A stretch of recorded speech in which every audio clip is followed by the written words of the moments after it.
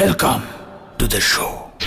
ঢালিউডের আকাশে যেন মেঘ জমেছিল অনেকদিন ধরেই। মেগা স্টার শাকিব খান চাপাসরে ধ্বংসের ইশারা দিয়েছিলেন আগে ভাগেই, আর আজ 18ই মে সেই মেঘ যেন সত্যি সত্যি বৃষ্টি হয়ে নামলো। প্রকাশ্যে এলো বহু প্রতীক্ষিত সিনেমা তাণ্ডবের ঝলক। তাণ্ডবের টিজারে দেখা গেল এক নতুন শাকিব খানকে। এক অচেনা রূপে অচেনা আবহে আবির্ভূত হলেন তিনি। আর টিজারটি দেখা মাত্রই ঝড় উঠল নেট দুনিয়ায়। সিনেমা প্রেমীরা বলা বলি করছে বরবাদ সিনেমাকেও নাকি ছাড়িয়ে যাবে তাণ্ডব। দেশবাসীকে তাই আজ যে যেখানে অবস্থান করছেন।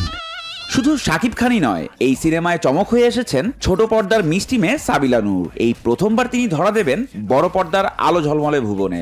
আর তার বিপরীতে স্বয়ং শাকিব খান। এই জুটির রসায়ন কেমন হবে তা দেখার জন্য অধীর আগ্রহে অপেক্ষা করছে দর্শক। সিনেমাটি পরিচালনা করেছেন তুফান খ্যাত পরিচালক রায়হান রাফি। তার মুন্সিয়ানায় তাণ্ডব কতটা ভয়ঙ্কর হয়ে উঠবে তা কেবল সময়ই বলবে। তবে টিজারে শাকিব সাবিলা ছাড়াও দেখা মিলেছে নাইম ও জয়া হাসানের মতো পরিচিত মুখদের। সিনেমাটি যৌথভাবে প্রযোজনা করেছে বাংলাদেশের আলফা আই এবং ভারতের SVF। সবকিছু ঠিকঠাক থাকলে আসছে ঈদুল আজহায় প্রেক্ষাগৃহে মুক্তি পাবে তাণ্ডব। এখন শুধু সেই মাহেন্দ্রক্ষণের অপেক্ষায়। শাকিবের তাণ্ডব কতটা ধ্বংস করে আর সেই ধ্বংসলীলা দেখার জন্য সিনেমা হলে ভিড় করবে কত দর্শক তা কেবল সময়ই বলে দেবে।